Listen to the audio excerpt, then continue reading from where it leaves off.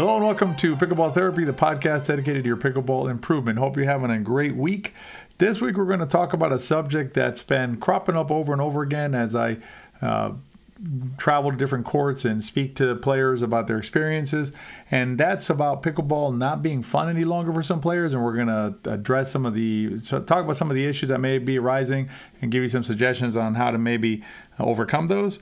And then in the riff, I'm going to talk about the ready position, and I'm going to talk about a couple of different perspectives on it.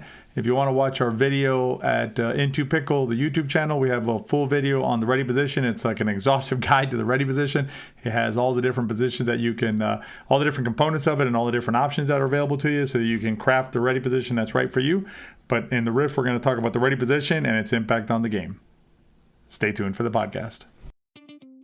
So the verdict is in, and a paddle that CJ Johnson, myself, Tony Roig, and my wife Jill are all playing with is the new Icon paddle, a relatively new Icon paddle from Diadem Pickleball. We've actually been playing with this paddle for several months now, and we wanted to make sure it performed up to our expectations, and I got to tell you, this is an awesome paddle. It has some of the best playability of any paddle that we've ever played with, and Jill's arm that used to have the ice after she played no longer needs icing. So it's an awesome paddle. If you want to read more about the paddle, I'll link to the full review down in the show notes. And if you use the code VI Pickleball at Diadem Pickleball, you'll get our discount. If you decide to give the Diadem Icon paddle a try, send me an email, tony@wearepickleball.com, and let us know how it went. I haven't had an opportunity to go to open play in a while, but recently I've been going around a little more and seeing players that I haven't seen in quite a while. And in some of my conversations, I was alarmed, maybe too strong of a term, but I was concerned by some of the feedback I was getting from players who were indicating that they just weren't enjoying the game as much as they once did.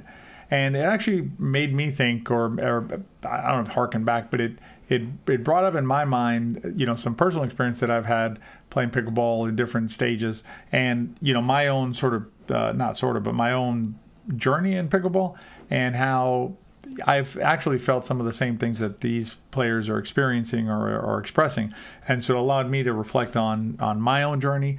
And what I did is basically put together an article, Making Pickleball Fun Again. It's available at wearepickleball.com in our blog post, so you can check it out there if you're more of a visual learner, or you like to read more.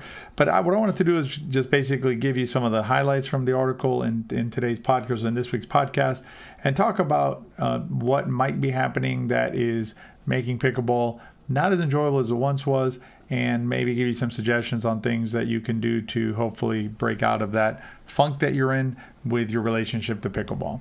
So, when you think about, kind of, I'm going to use harken again. I'll use harken twice in this podcast. So harken back to when you first started playing pickleball and think about how you felt the first few times that you went out on the court.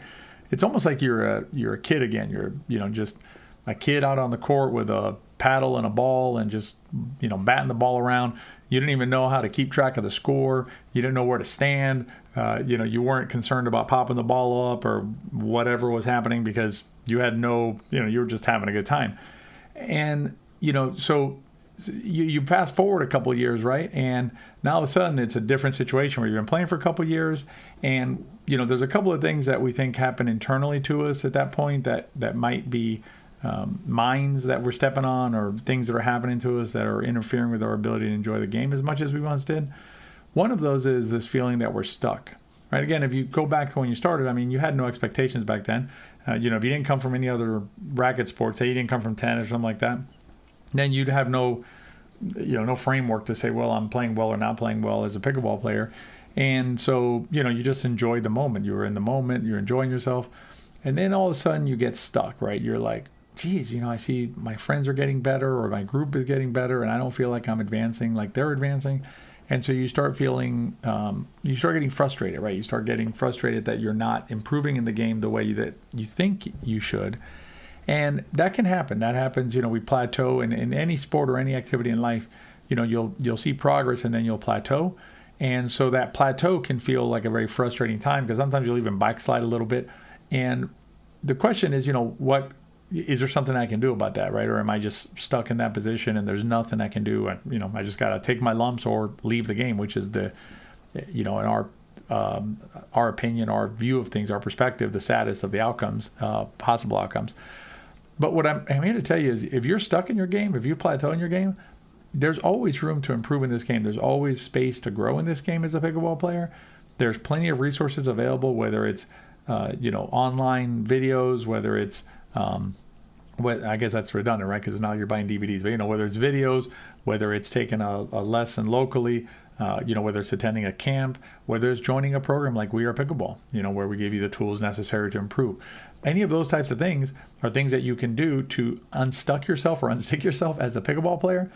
And what I want you to do is, I want you to think about when you've seen like the 4-0 player in your neighborhood or in your courts, or the 4-5 or whatever. Watch them play and objectively look at them and say, what is it that they're doing that I can't not possibly do? What is it that they do that I can't do no matter how much I work at it, right? Is there something that they're doing, like, do they know how to levitate? Do they have telekinetic powers? Do they have something like that would be maybe impossible for you to do? And the answer is no. They just hit the balls more consistently than you do. They understand the game a little better than you do. They're playing a sounder game, if you will. All those things are you can learn. We break it down into the 3 pillars of pickleball, and you're welcome to grab our guide at wearepickleball.com/pillars, plural pillars. Go in there and get a copy of the guide. But we break it down into mechanical, strategic, and athletic. And there's nothing in there that is beyond the reach of you as a pickleball player or as a pickleball enthusiast.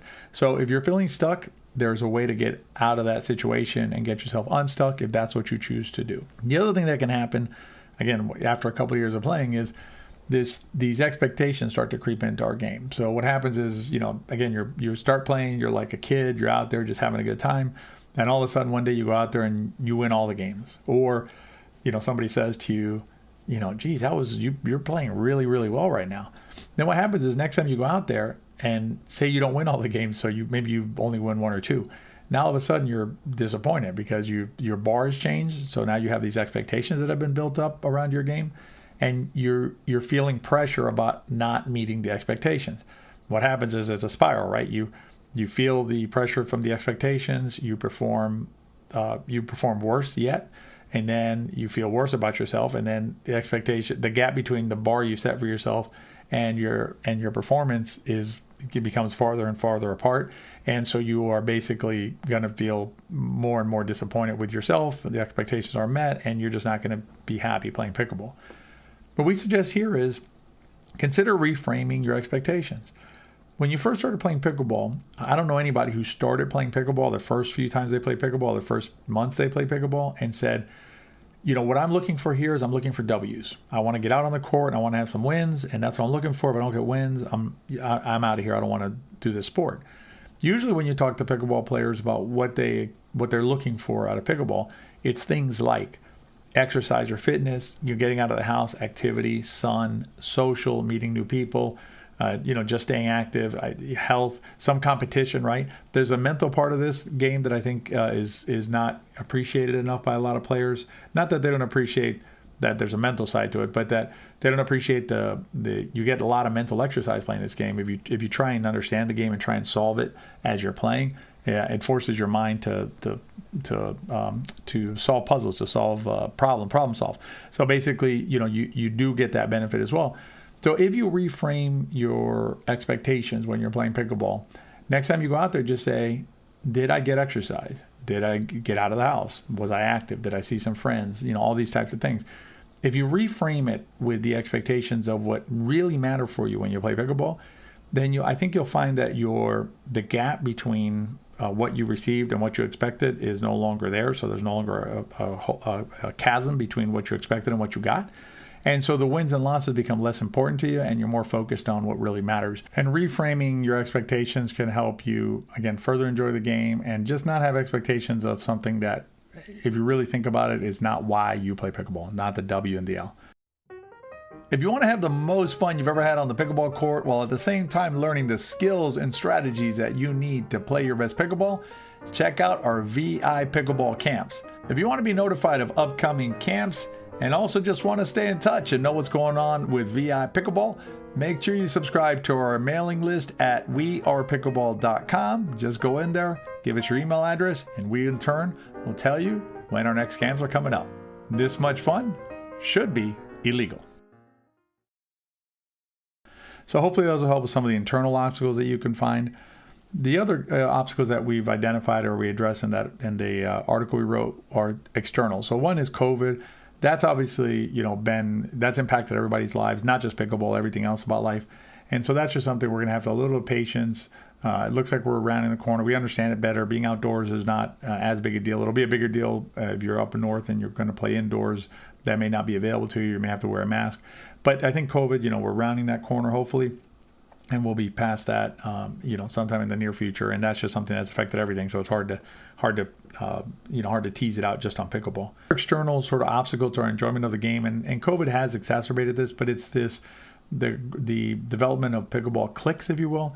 When I first started playing pickleball, I remember it was mostly open play. There were some groups I played. I mean, there's always been groups, right? But the percentage of groups seemed to be smaller relative to open play, as opposed to nowadays, where it seems like there's more group play than open play.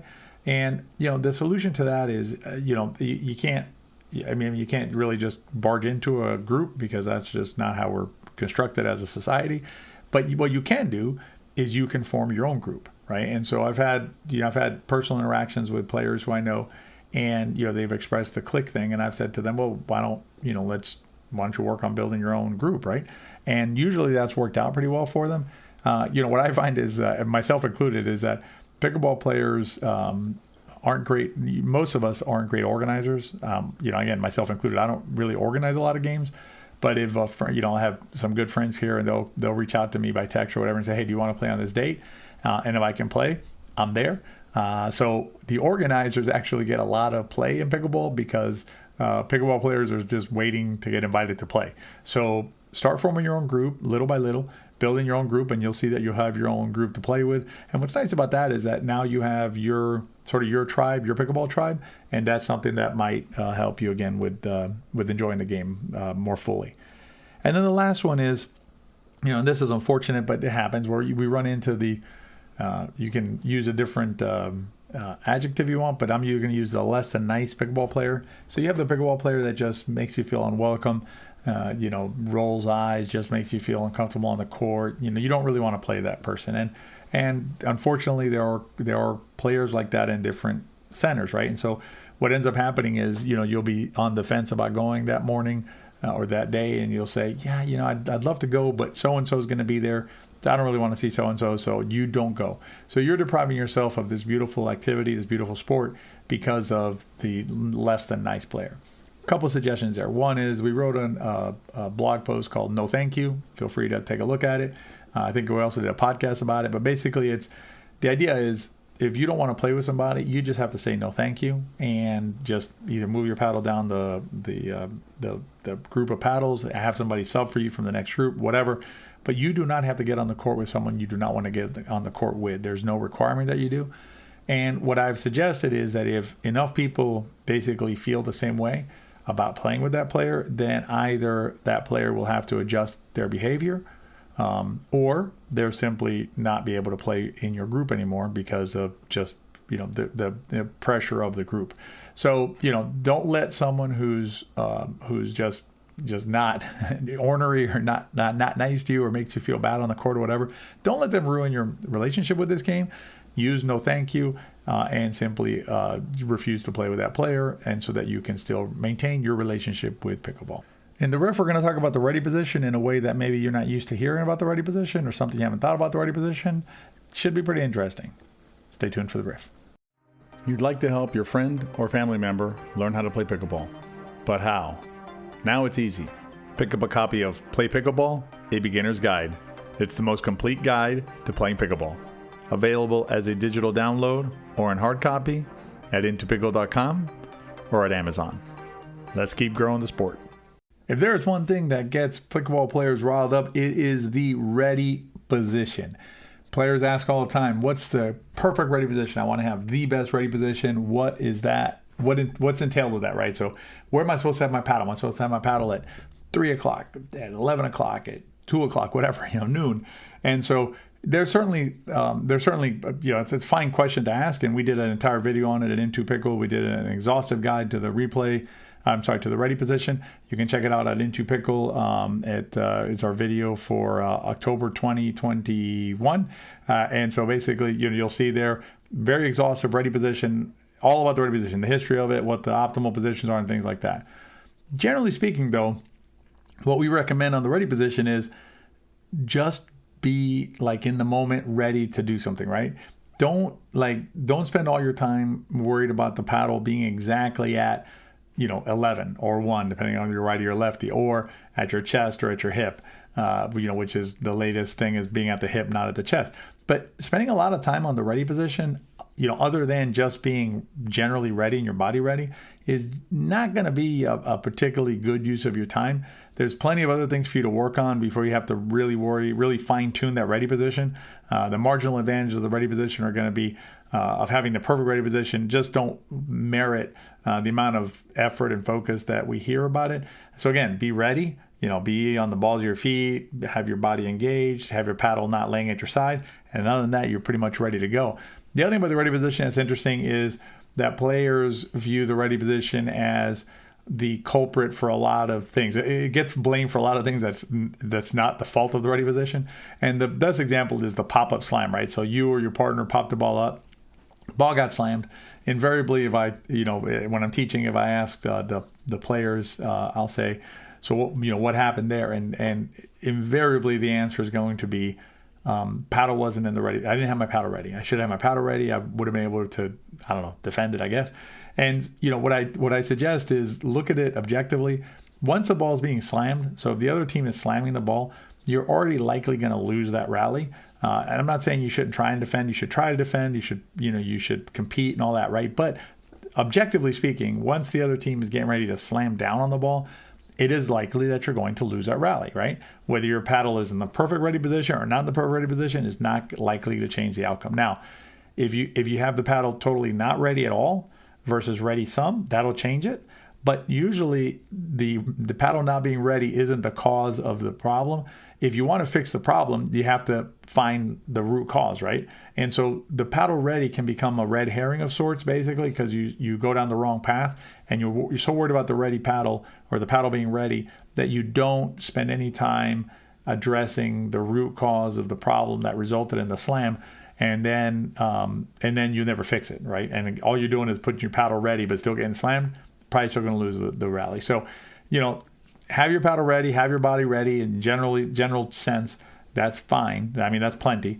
Other than that, if you're having issues like getting slammed and things like that, let's look for some root causes and address those, because those are the ones that are really going to improve your game. So I hope you enjoyed this week's podcast. It's always a pleasure to bring this to you. Have a great week. We'll see you next week. If you enjoyed the podcast, please give it a rating on whatever channel you listen to this on, or whatever platform you listen on. And as always, if you enjoyed this podcast, share it with your friends. If you liked it, they probably will too. Take care out there, and we'll see you next week.